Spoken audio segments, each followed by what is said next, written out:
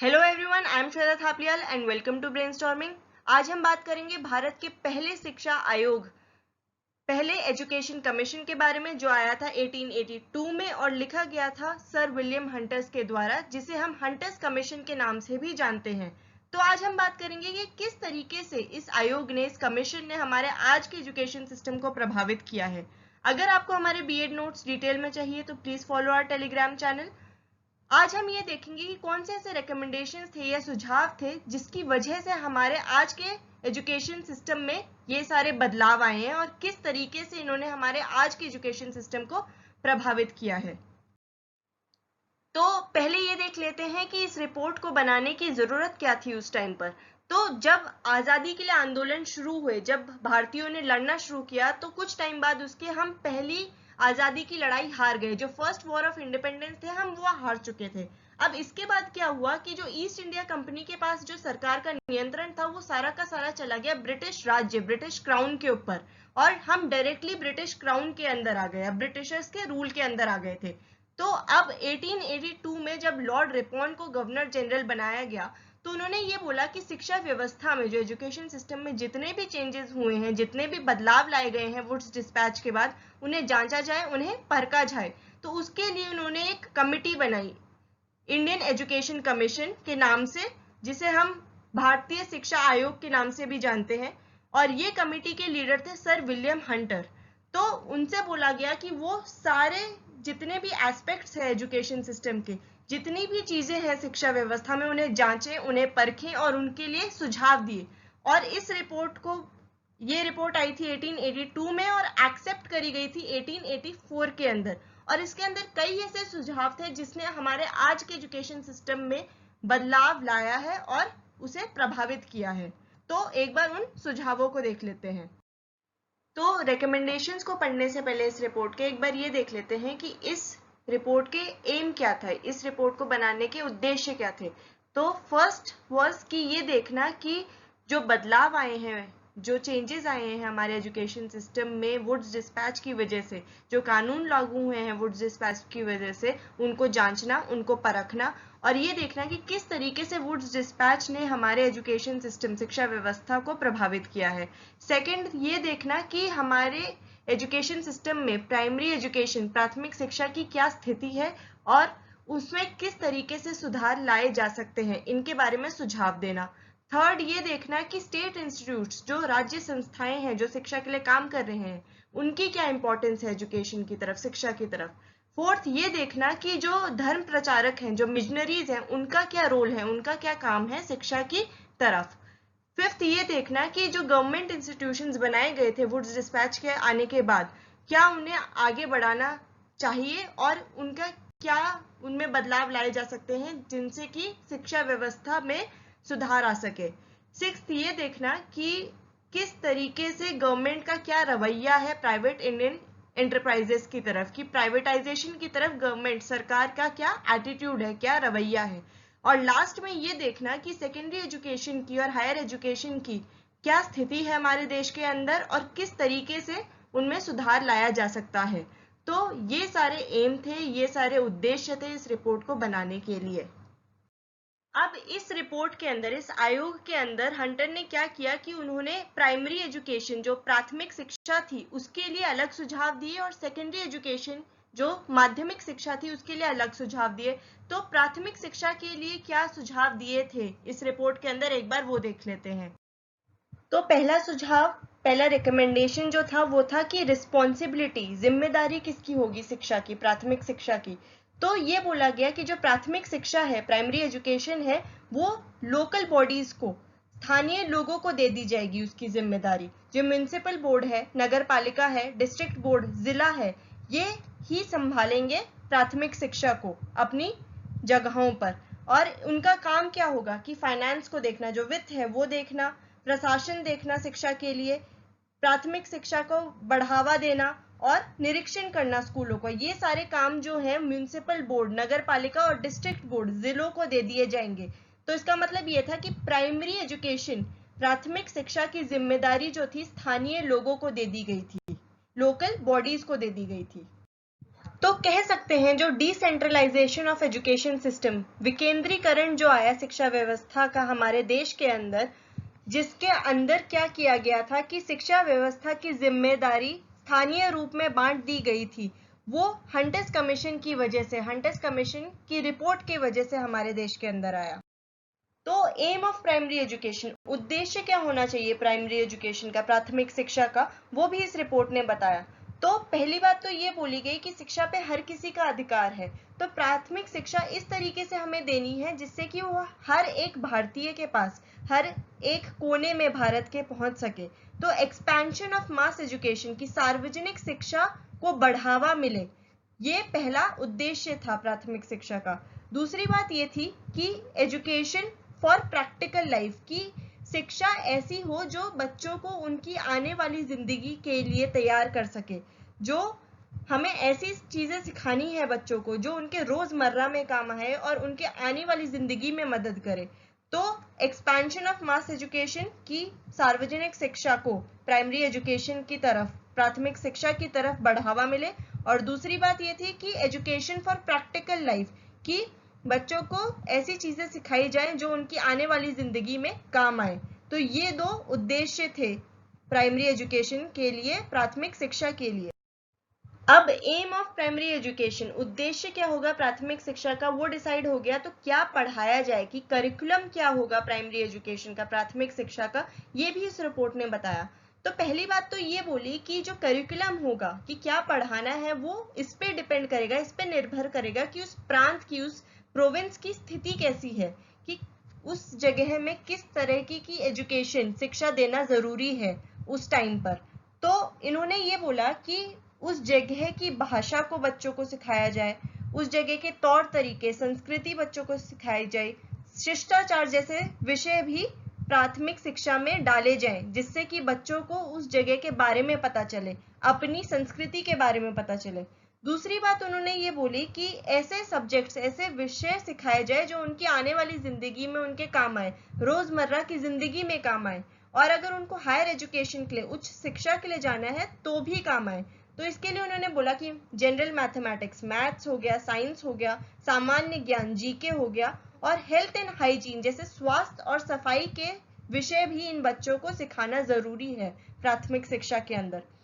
तीसरी बात उन्होंने ये बोली कि एक ऐसा सब्जेक्ट डाला जाए जो स्थानीय लोगों की जरूरतों को पूरा करे। तो इसके अंदर उन्होंने बोला कि एग्रीकल्चर, खेती बाड़ी हो गया, पशुपालन, एनिमल हस्बेंड्री हो गया, बुनाई हो गया, पेंटिंग हो गया, ऐसे विषय भी प्राथमिक शिक्षा में सिखाना जरूरी है इन बच्चों को, जिससे कि वो अपनी आने वाली जिंदगी में सुधार लेकर आ सके। अब क्या पढ़ाना है ये तो डिसाइड हो गया, पर मीडियम ऑफ इंस्ट्रक्शन, माध्यम क्या होगा पढ़ाने का, ये भी इस रिपोर्ट ने बताया। तो ये बोला गया कि प्राथमिक शिक्षा बच्चों को उनकी भारतीय भाषाओं में, इंडियन लैंग्वेजेस जो हैं उनकी अपनी प्रांतों की भाषाओं में ही मिलेगी।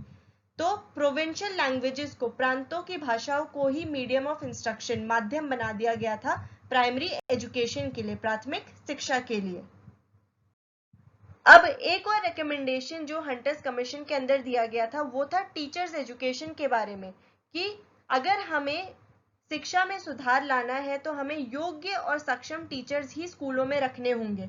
तो उसके लिए उन्होंने क्या किया कि टीचर्स को ट्रेन करने के लिए, प्राइमरी स्कूलों के लिए तैयार करने के लिए उनको नॉर्मल स्कूल्स खोलने का सुझाव दिया, कि इन स्कूलों के अंदर टीचर्स को ट्रेन किया जाएगा कि किस तरीके से उन्हें प्राथमिक स्कूलों में, प्राइमरी स्कूल्स में बच्चों को पढ़ाना है, सिखाना है, और किस तरीके से उन बच्चों को हैंडल करना है। तो ये सारी ट्रेनिंग जो है उन्हें नॉर्मल स्कूल्स में मिलेगी, और इस वजह से वो योग्य और सक्षम बन पाएंगे कि वो आगे आने वाले बच्चों को अच्छी तरीके से पढ़ा सके। अब एक और इम्पोर्टेंट रिकमेंडेशन, ये सुझाव जो हंटर्स कमीशन में दिया गया वो था कि प्राथमिक शिक्षा के लिए इंडिजिनस स्कूल्स, जो स्वदेशी स्कूल्स पहले से बने हुए हैं, उन्हें बढ़ावा दिया जाए। और ये स्कूल्स जो हैं कुछ भारतीय चलाते हैं, बड़े जोश से, बड़े साहस से चला रहे हैं, तो इन स्कूलों को भी बढ़ावा दिया जाए और इनकी स्थिति सुधारने के लिए कुछ सुझाव दिए इसके अंदर, इस आयोग के अंदर। तो ये बोला गया कि अनुदान सहायता दी जाए इन स्कूलों को, ग्रांट एंड एड दिया जाए, जिससे कि वो अपने स्कूलों की बिल्डिंग बना सके और अपने टीचर्स को सैलरीज दे सके। फिर दूसरी बात ये बोली कि स्कॉलरशिप दी जाए जो गरीब बच्चे हैं उन लोगों को स्कॉलरशिप दी जाए, जिनसे कि प्राथमिक शिक्षा हर एक बच्चे तक पहुंच सके। और ये बोला गया कि इन स्कूलों में क्या पढ़ाया जाए, इनमें कोई भी दखल अंदाजी नहीं करी जाएगी और सिर्फ सुझाव दिए जाएंगे जिससे कि वो अपनी स्थिति को सुधार सके। और इनकी टीचर्स को भी ट्रेनिंग दी जाएगी, जो नॉर्मल स्कूल्स हैं उनमें इनको ट्रेनिंग दी जाएगी जिससे कि वो अपने बच्चों को अच्छी तरीके से पढ़ा सके।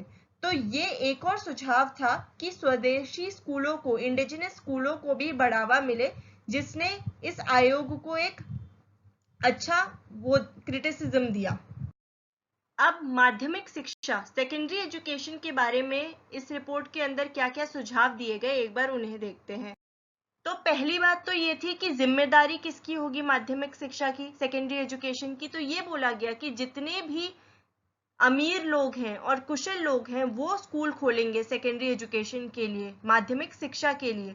और जिस जगह पे अगर ये लोग स्कूल नहीं खोल पा रहे हैं तो वहां पे गवर्नमेंट, जो सरकार है, सिर्फ एक स्कूल बनाएगी हर जिले के मुताबिक। तो ये बोल दिया गया था कि सेकेंडरी एजुकेशन में, माध्यमिक शिक्षा में सरकार का कोई भी हाथ नहीं होगा और उसे प्राइवेटाइज्ड कर दिया गया था कि प्राइवेट स्कूल्स ही खोले जाएंगे, जो अमीर लोग हैं, जो कुशल लोग हैं, वही इन स्कूलों को खोलेंगे और माध्यमिक शिक्षा बच्चों को देंगे। तो एम ऑफ सेकेंडरी एजुकेशन की उद्देश्य क्या होगा माध्यमिक शिक्षा का, ये भी इस रिपोर्ट में बताया गया। तो पहली बात तो ये बोली गई कि माध्यमिक शिक्षा इस तरीके की हो जो उन्हें हायर एजुकेशन के लिए, उच्च शिक्षा के लिए, उनको आने वाले एग्जाम्स के लिए तैयार करे। मतलब कि preparation for exams for higher education, कि वो एग्जाम दे सके और उच्च शिक्षा में एडमिशन ले सके, हायर एजुकेशन में एडमिशन ले सके। दूसरी बात ये बोली गई कि अगर उन लोगों को हायर एजुकेशन के लिए नहीं जाना है, नहीं पढ़ना है उन्हें हायर एजुकेशन में, तो ऐसी माध्यमिक शिक्षा उन्हें दी जाए जो उन्हें आने वाली जिंदगी के लिए, उनकी सामान्य जिंदगी के लिए उन्हें तैयार कर सके। मतलब कि प्रिपरेशन फॉर जनरल लाइफ। तो ये दो उद्देश्य दिए गए थे माध्यमिक शिक्षा, सेकेंडरी एजुकेशन के लिए इस रिपोर्ट के अंदर। अब उद्देश्य को देखते हुए ही करिकुलम डिसाइड किया गया सेकेंडरी एजुकेशन का कि क्या पढ़ाना है बच्चों को माध्यमिक शिक्षा के अंदर। तो इसके चलते माध्यमिक शिक्षा को, सेकेंडरी एजुकेशन को दो पार्ट्स में डिवाइड किया गया। एक था कोर्स ए, जिसके अंदर बच्चों को literary and scientific subject, science, maths, literature, ऐसे सब्जेक्ट्स पढ़ाए जाएंगे और ये सब्जेक्ट्स उनको आने वाले हायर एजुकेशन में काम आएंगे। और दूसरे कोर्स बी में ये बोला गया कि जिनको हायर एजुकेशन के लिए नहीं जाना, जिनको सीधा नौकरी करनी है, उनको व्यावसायिक कोर्सेज, तकनीकी, व्यावसायिक, औद्योगिक कोर्सेज, जो वोकेशनल कोर्सेज हैं, ऐसे कोर्सेज सिखाए जाएंगे। और दोनों का मीडियम ऑफ इंस्ट्रक्शन, दोनों को पढ़ाने के लिए माध्यम जो होगा वो इंग्लिश ही होगा। तो कहीं ना कहीं सेकेंडरी एजुकेशन के लिए इंग्लिश को ही मीडियम ऑफ इंस्ट्रक्शन, माध्यम बना दिया गया था। और दोनों सेकेंडरी एजुकेशन में दो तरह के कोर्स डाल दिए गए थे। अब कुछ जनरल सुझाव, कुछ जनरल रिकमेंडेशंस भी दिए गए थे इस आयोग के अंदर। तो इस आयोग को बनाया गया था ये देखने के लिए, ये जांचने के लिए कि जो वुड्स डिस्पैच में सुझाव दिए गए हैं क्या वो लागू हुए हैं कि नहीं हमारे देश के अंदर। तो पहली बात तो ये बोली गई, जो शिक्षा विभाग बनाया गया था वुड्स डिस्पैच के आने के बाद, तो उसके अंदर ये बोला गया कि नंबर ऑफ इंस्पेक्टर्स जो हैं, जो निरीक्षक हैं, उनका नंबर बढ़ाया जाए जिससे कि वो हर प्रांत में निरीक्षण अच्छे से कर सके। दूसरी बात ये बोली गई कि जो निरीक्षण कर रहे हैं, जो इंस्पेक्टर्स हैं, वो ज्यादा से ज्यादा इंडियंस को रखा जाए जिससे कि वो अपने डिस्ट्रिक्ट में, अपने जिलों के अंदर हर स्कूलों को देख सकें। और लोकल पीपल जो है, स्थानीय लोगों को ही दी गई थी निरीक्षण की जिम्मेदारी, की जब जिम्मेदारी ही स्कूलों की स्थानीय लोगों को दे दी गई थी तो निरीक्षण करने की जिम्मेदारी भी उनको दे दी गई थी शिक्षा विभाग के अंदर। अब महिलाओं की शिक्षा के लिए भी, विमेन्स एजुकेशन के लिए भी इस रिपोर्ट में कई बातें बोली गई। उनमें से कुछ ये थी कि जो जिम्मेदारी होगी महिलाओं की शिक्षा की देखने की, तो वो लोकल बोर्ड की, जो स्थानीय लोग हैं, उनकी होगी कि उनको शिक्षा मिल रही है कि नहीं, ये स्थानीय लोग देखेंगे। दूसरी बात कि कुछ स्पेशल सब्जेक्ट्स, कुछ ऐसे विषय डाले जाएंगे स्कूलों में जिससे कि वो अपनी आने वाली जिंदगी को संवार सके, जो सिर्फ महिलाओं के लिए होंगे। तीसरी बात ये बोली गई कि विमेन टीचर्स जो है महिलाओं को ही टीचर्स रखा जाएगा इन गर्ल्स स्कूल्स के अंदर। और चौथी बात ये बोली गई कि जो निरीक्षण करेंगे, जो इंस्पेक्टर्स होंगे, वो हर गर्ल्स स्कूल के लिए एक अलग अलग रखे जाएंगे, जिससे कि वो अच्छे से देख सके कि महिलाओं को शिक्षा मिल रही है कि नहीं मिल रही और किस तरीके से मिल रही है। अब रिलीजियस एजुकेशन, धर्म की शिक्षा के बारे में भी इस रिपोर्ट में कई बातें बोली गई। तो ये बोला गया कि सरकारी स्कूल जो होंगे, गवर्नमेंट स्कूल जो होंगे, वो रिलीजियस एजुकेशन नहीं देंगे, सिर्फ सेकुलर एजुकेशन ही देंगे बच्चों को। पर जो सरकारी स्कूल नहीं है, जो स्थानीय स्कूल हैं, उनको पूरा हक है कि वो रिलीजियस एजुकेशन दे सकते हैं और सरकार उन पर कोई भी पाबंदी नहीं लगाएगी। अब मुस्लिम एजुकेशन के बारे में भी इस रिपोर्ट ने बातें बोली। तो ये बोला गया कि मुस्लिम जो है हमारे भारत में कम नंबर में है, तो इसके लिए मुस्लिम एजुकेशन की जो जिम्मेदारी है वो स्थानीय लोगों को दे दी जाएगी और इंडिजिनस मुस्लिम स्कूल्स जो हैं, जो स्वदेशी मुस्लिम स्कूल्स हैं, उनको बढ़ावा दिया जाएगा और ध्यान रखा जाएगा कि मुस्लिमों को अच्छे से शिक्षा मिल रही है कि नहीं मिल रही है। और स्पेशल प्रोविजंस बनाए जाएंगे जिनमें उनको स्कॉलरशिप्स दी जाएंगी मुस्लिम बच्चों को, जिससे कि वो अच्छी शिक्षा प्राप्त कर सके। फिर उन्होंने बैकवर्ड क्लासेस, जो पिछड़ी हुई जातियां हैं हमारी, उसकी एजुकेशन के बारे में भी इस रिपोर्ट के अंदर बात करी। तो ये बोला गया कि जो सरकार है वो स्पेशल फैसिलिटीज देंगी, कुछ स्पेशल चीजें ऐसी स्कूल्स में दी जाएंगी जिससे कि पिछड़ी हुई जातियों को शिक्षा अच्छे से मिल सके। और ये भी बोला गया कि गवर्नमेंट स्कूल जो है, सरकारी स्कूल जो है, वो अलग से बनाए जाएं इन पिछड़ी हुई जातियों के बच्चों के लिए, जिनसे कि उनको अच्छी तरीके से शिक्षा मिल सके। इससे क्या हुआ कि पिछड़ी हुई जातियों को आगे आने का मौका मिला। अब क्या फायदे थे, क्या एडवांटेजेस थे इस रिपोर्ट के, एक बार वो देख लेते हैं। तो पहला तो ये था कि प्राइमरी एजुकेशन को, जो प्राथमिक शिक्षा है, उसे इंपॉर्टेंस दी गई और उसको सुधारने के लिए इस रिपोर्ट के अंदर कई सुझाव दिए गए। दूसरी बात ये थी कि जो अनुदान सहायता की व्यवस्था थी हमारे देश के अंदर, उसमें सुधार लाया गया। फिर तीसरी बात ये कही गई कि जो इंडिजिनस सिस्टम ऑफ एजुकेशन था हमारा, जो स्वदेशी शिक्षा व्यवस्था थी, उसको बढ़ावा दिया गया और प्राइवेट स्कूल्स को भी बढ़ावा दिया गया इस रिपोर्ट के अंदर। चौथी बात ये थी कि करिकुलम जो था हमारा प्राइमरी और सेकेंडरी लेवल पे, कि क्या पढ़ाना है इन दोनों स्तरों पर, वो ये देख के बनाया गया कि लोकल लोगों की, जो स्थानीय लोग हैं, उनकी क्या जरूरतें हैं, तो उनके मुताबिक प्राइमरी और सेकेंडरी लेवल पे करिकुलम बनाया गया था। फिर ये बात हुई कि महिलाओं की शिक्षा के लिए भी मुस्लिम एजुकेशन, बैकवर्ड क्लासेस की शिक्षाओं के लिए भी इस रिपोर्ट के अंदर कई बातें बोली गई। तो इस रिपोर्ट के कई फायदे हुए थे हमारे देश को। तो क्या डिसएडवांटेजेस थे, क्या डीमेरिट्स थे इस रिपोर्ट के, एक बार वो देख लेते हैं। तो पहला तो ये था कि सेकेंडरी एजुकेशन में, माध्यमिक स्तर पे सरकार ने ये बोल दिया था कि हमारा कोई भी हाथ नहीं होगा। उन्होंने अपने आप को परे कर लिया था और सिर्फ ये बोल दिया गया था कि प्राइवेट स्कूल्स में ही माध्यमिक शिक्षा दी जाएगी, गवर्नमेंट स्कूल्स में, सरकारी स्कूल्स में माध्यमिक शिक्षा नहीं दी जाएगी। दूसरी बात ये बोली गई थी कि जो प्राइमरी एजुकेशन है, प्राथमिक शिक्षा है, उन्हें ऐसे लोगों को दे दिया गया था जो खुद ही फाइनेंशियली साउंड नहीं थे, जिनके पास खुद ही पैसे नहीं थे कि वो एक अच्छी शिक्षा व्यवस्था बना सके प्राथमिक शिक्षा के लिए। फिर ये हुआ कि इंडियन रिलीजन्स को भी कहीं ना कहीं नजरअंदाज किया गया इस रिपोर्ट के अंदर। ये बोला गया कि सरकारी स्कूलों में इंडियन रिलीजन्स नहीं सिखाए जाएंगे, उनकी शिक्षा नहीं दी जाएगी। और लास्ट में इंग्लिश को कहीं ना कहीं फिर भी मीडियम ऑफ इंस्ट्रक्शन बना दिया गया था, क्योंकि सेकेंडरी लेवल पे इंग्लिश कंपलसरी कर दी गई थी, तो बच्चों को इंग्लिश आना जरूरी था अगर उन्हें नौकरियां चाहिए थी। तो ये डिसएडवांटेजेस थे, ये डीमेरिट्स थे इस रिपोर्ट के। तो ये रिकमेंडेशंस थे, ये सुझाव थे हमारे भारत के पहले शिक्षा आयोग के, पहले इंडियन एजुकेशन कमीशन के। अगर आपको इस वीडियो से रिलेटेड कोई भी डाउट है तो आप कमेंट सेक्शन में पूछ सकते हो, और अगर आपको वीडियो पसंद आई तो please like and share. BEd related notes के लिए please follow our Telegram channel. Thank you for today and please keep following and supporting brainstorming.